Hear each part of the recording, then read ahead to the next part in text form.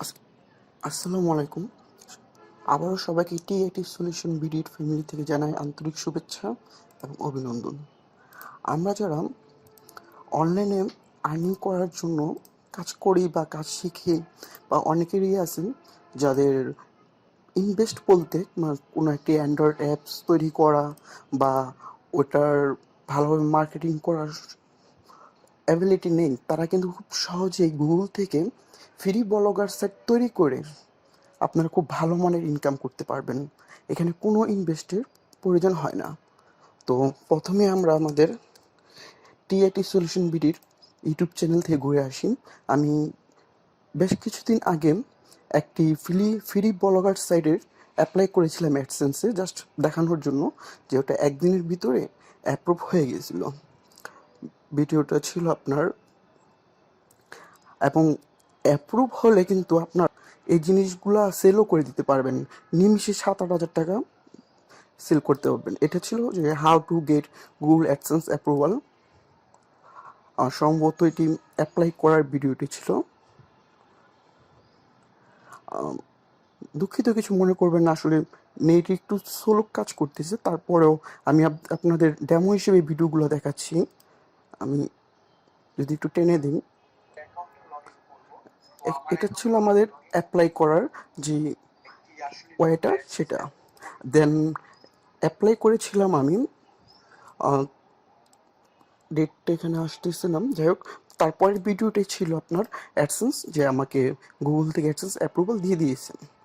আমার লাইফে আমি অ্যাড থেকে আর্ন করি না, তবে এমন সাইডে অ্যাড এনে আমি সেল করে দিই সাথে সাথে।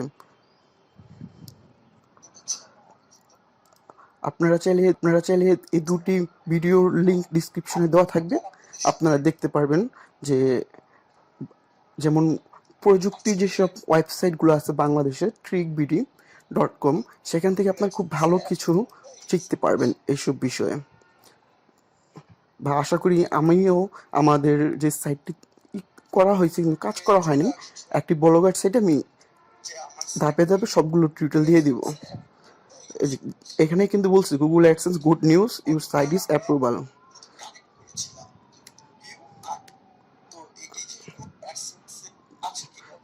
ভিউ আর্নিং এখানে দেখাচ্ছে। আপনারা যদি ভিডিওগুলো দেখেন তাহলে আরো ক্লিয়ার হয়ে যাবেন। এটা কিন্তু গুগল অ্যাডসেন্সেরই অ্যাডমুভ থেকে খুব ভালো, যেটা হচ্ছে গুগল অ্যাডসেন্স। কারণ অ্যাডমুভে আপনার দেখা যায় ইউজার সহজেই পাওয়া যায় না, কারণ মার্কেট প্লেসে অনেক অনেক আপনার থাকে অ্যাপস, যেখানে ওরা মার্কেটিং করে বুস্ট, তা এদের মাধ্যমে তারা খুব ভালো ইউজার পায় এবং অ্যাড লিমিটটা খুব তাড়াতাড়ি চলে আসে অ্যাডমুভের। আর অ্যাডসেন্সে কিন্তু অ্যাড লিমিটটা প্রায় 99%ই আসে না।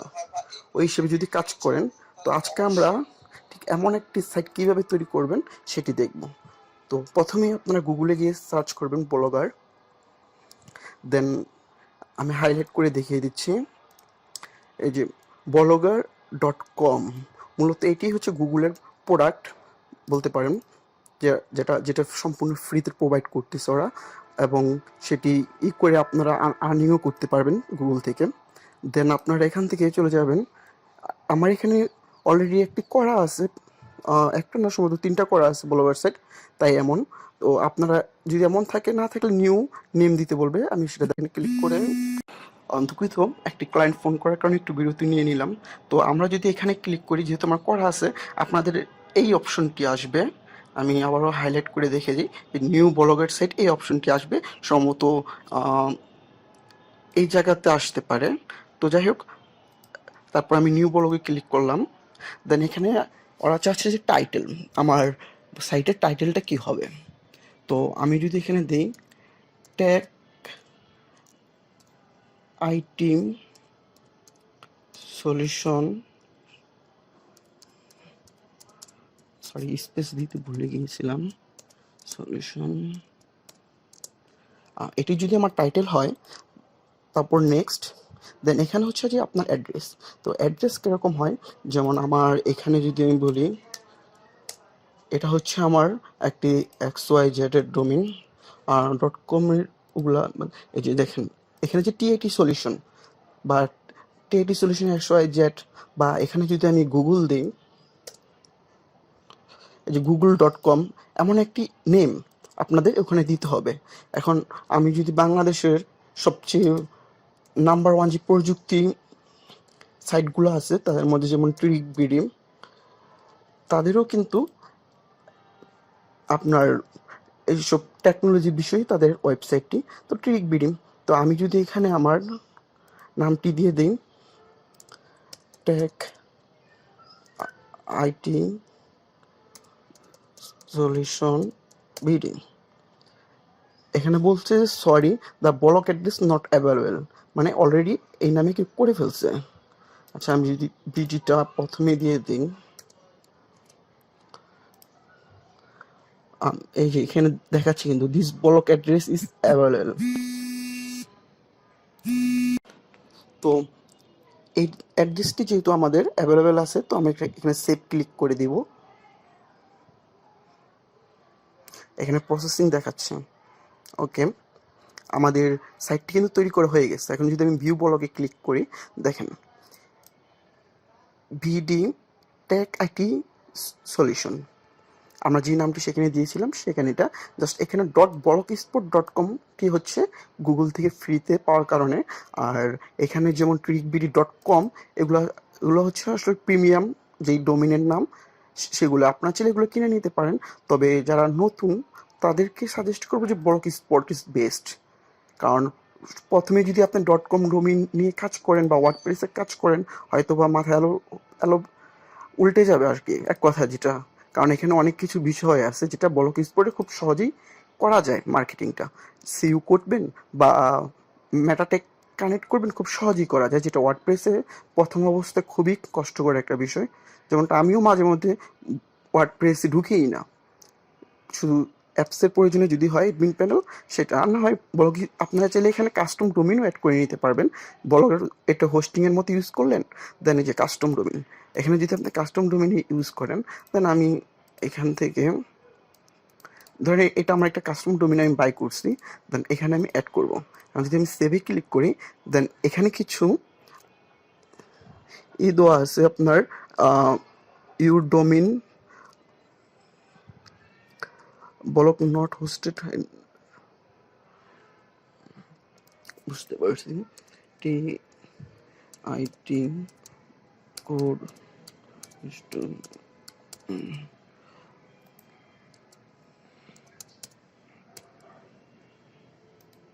এখানে যদি আপনার সেভে ক্লিক করেন,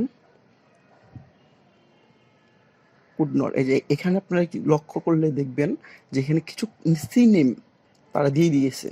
এই সি নেমটি আপনারা কোথায় অ্যাড করবেন, সেটা হচ্ছে যে আপনারা যে প্রিমিয়াম যে .com ডোমেনটা আমি যেখানে থেকে বাই করছি সেখানে গিয়ে আপনাদের মানে ওই সার্ভিস প্রোভাইডার সাইটে গিয়ে অ্যাড করে দিলে আপনাদের এখানে প্রিমিয়াম ডোমেনটা অ্যাড হয়ে যাবে।